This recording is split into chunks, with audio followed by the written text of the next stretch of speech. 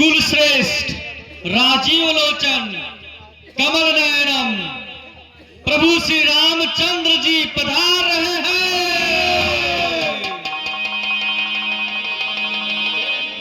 बोले प्रभु श्री रामचंद्र की जय,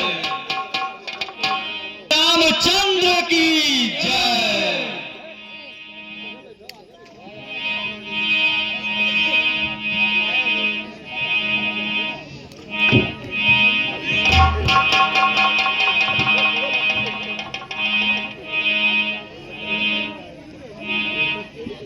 यशस्वी हो।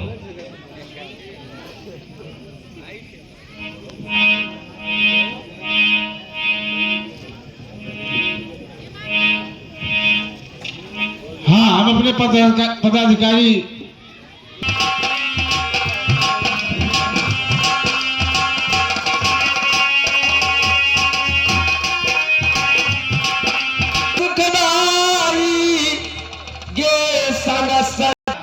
मथुरा पर छोटे अनुज शत्रुघ्न युद्ध में विजयी हुए। ये तो बड़ी प्रसन्नता की बात है। अयोध्या में दीपमाला कराई जाए। ठीक है महाराज, परंतु ये शुभ समाचार क्या हमारी माता सीता भी जान सकती हैं? अवश्य, उन्हीं के आशीर्वादों से शत्रुघ्न की विजय हुई है। वो सुन भी लेंगी और प्रसन्न भी होगी। अयोध्या में दीपमाला कराई जाए। जो आज्ञा महाराज। जन्म दिवस पर मैं आपका ऋतिज वशिष्ठ चारों दिशाओं के समस्त ऋषियों की ओर से आशीर्वाद देता हूँ कि आपका सर्वथा कल्याण हो। आप स्वयं अतः जहाँ भी आपके नाम का उच्चारण हो वहाँ धर्म की वृद्धि होती है। गुरुदेव, इस आशीर्वाद के लिए आपका कोट को स्वीकार करें। यशस्वी हो। महाराज, मैं आपसे कुछ कहना चाहता हूँ। कहिए आर्यसमंत, क्या कहना चाहते हो? महाराज, जो कुछ कहना चाहते हो वो निसंकोच होकर इस सभा में कहो। ठीक है महाराज। महाराज, जब से देवी सीता यहाँ से अयोध्या से गई हैं, तब से प्रजा बहुत ही उत्साहहीन हो गई है। क्यों हो गई है?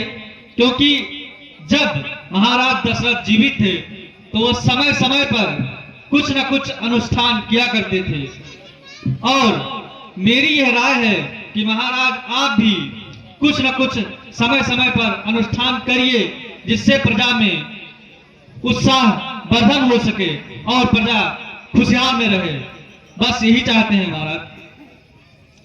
आर्य सुमंत, जो कुछ प्रजा के मन में है उसे राजा तक पहुंचाना मंत्री का कर्तव्य है। उसके लिए आज्ञा की कोई आवश्यकता नहीं है। ठीक है मुनिवर। आर्यसमंत, यदि सबकी सहमति हो तो हमारे मन में कि प्रजा की उत्साह हमें भी कोई न कोई उत्सव करना चाहिए। अवश्य महाराज। यदि सबकी सहमति हो तो हमारे मन में यज्ञ करने का संकल्प आया है। इसे धर्म सेतु भी कहते हैं। ये धर्म का पोषक और समस्त पापों को नाश करने वाला है। समस्त राजाओं का शाश्वत धर्म इसमें प्रतिष्ठित है। अतः यही राजधर्म की चरम सीमा है। जो भी राजा इस यज्ञ को करे वो अच्छे इसका भागी होता है। ठीक है महाराज। महाराज, मेरी दुष्टता को क्षमा करें, परंतु मेरे विचार में आपको ऐसे यज्ञ करने की कोई आवश्यकता नहीं है।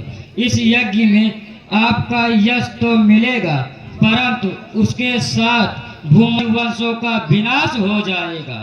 राजसीय यज्ञ का अर्थ है समस्त राजाओं को युद्ध की चुनौती देना, उसमें पृथ्वी पर जितने आत्म सम्मान वाले पुरुषार्थी हैं उन सबका संहार हो जाएगा। महाबली रघुनंदन, आज आपके गुणों के कारण ही इस पृथ्वी के सभी राजा आपको महापुरुष मानकर आपकी ओर उस व्यक्ति भाव से देखते हैं जैसे पुत्र अपने पिता की ओर देखता है।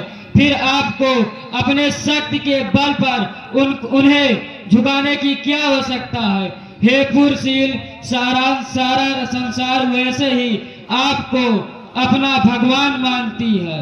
आपको ऐसे यज्ञ की कोई आवश्यकता नहीं है। महाराज, कैकेयी नंदन, हम तुम्हारी बात सुनकर बहुत प्रसन्न हैं। शास्त्र कहता है कि यदि बालक के द्वारा कही हुई बात अच्छी हो तो उसे ग्रहण कर लेना चाहिए। हे निष्पाप भरत, तुम्हारे मुख से निकला हुआ यह धर्म संगत वचन सारी पृथ्वी की रक्षा करने वाला है। अतः इस उत्तम यज्ञ की ओर से हम अपने मन को हटा लेते हैं। महाराज, यदि आज्ञा हो तो मैं भी एक प्रस्ताव रखूं।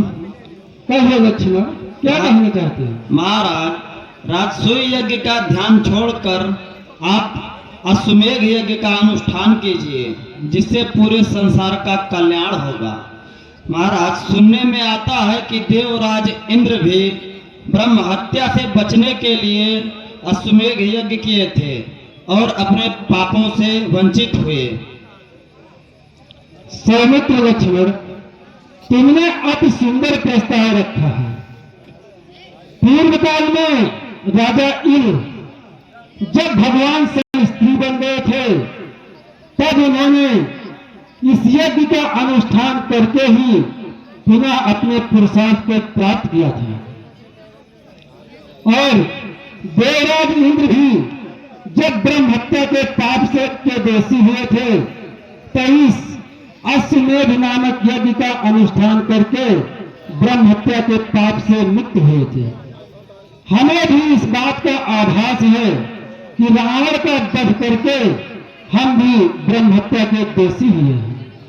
सुना है कुंभोदर ऋषि ने हमारे अन्न भंडार से इसलिए एक भी अन्न का दाना लेना स्वीकार नहीं किया क्योंकि अभी तक हमने ब्रह्म हत्या का कोई प्रायश्चित नहीं किया। इसीलिए यदि गुरुदेव आज्ञा दें तो हम इस अश्वमेध नामक यज्ञ करने का संकल्प लेते हैं। समय समुझित तव प्रसाद। महाराज रामचंद्र, आर्य सुमंत का यही मत है और अयोध्यावासी भी अश्वमेध यज्ञ देखना चाहते हैं। इसलिए आर्य सुमंत के मत से हम पूर्णतया सहमत हैं। तो फिर प्रभु, इस यज्ञ के प्रमुख ऋग्वेद आप ही होंगे। अश्व संचारण ब्रह्म राक्षस आज किसी भी प्रकार का विघ्न उत्पन्न न करें। आप हमारा वैसा यज्ञ करवाइए। आप हमारे गुरु और परम महान हैं। आपका मुझ पर विशेष स्नेह है। गुरुदेव, आप ही इस भार को आप ही केवल वहन कर सकते हैं। महाराज, आप स्वयं पाप और पुण्य की सीमाओं से परे हैं। आपको न पाप स्पर्श कर सकता है और न पुण्य। फिर भी हम अश्वमेध यज्ञ करने से पूर्ण सहमत हैं। इससे रघुकुल की यश पताका चारों दिशाओं में लहराएगी। जैसा आर्य सुमंत ने कहा है, प्रजा के अंदर भी उत्साह की लहर दौड़ जाएगी। गुरुदेव, आपका मुझ पर विशेष स्नेह है, इसलिए आप हमारा निर्विघ्न यज्ञ कराइए। महाराज, आप मुझे ये मान दे रहे हैं, इसमें मेरा जीवन सफल हो गया। ये जो आपने कहा कि मेरा आप पर विशेष स्नेह है, ये सत्य नहीं है। सत्य नहीं। तब ब्रह्मा जी ने कहा था कि आगे चलकर इसी कुल में स्वयं भगवान विष्णु अवतार लेंगे, जिनके पुण्य कर्मों में तुम स्वयं सहभागी बनोगे, तब मैंने इस कुल का पुरोहित बनना स्वीकार किया था। तब से मैं आपके आने की प्रतीक्षा करता रहा। आज आपने इस महान पुण्यकारक यज्ञ में मुझे ऋतिज कार्य सौंप कर मानो मेरी 100 वर्षों की तपस्या का ऐसा फल मुझे प्रदान कर दिया जो मुझे कई जन्मों की तपस्या से प्राप्त नहीं हो सकते थे। मैं इस यज्ञ का पूर्ण उत्तरदायित्व लेता हूँ। आर्य समंत, हाँ महाराज। जाओ और जैसा गुरुदेव आज्ञा दें इसके ही अनुसार सारी सामग्री एकत्र करो और यज्ञ का कार्य आरंभ करो। ठीक है महाराज। बोलिए अधिपति सरकार की जय।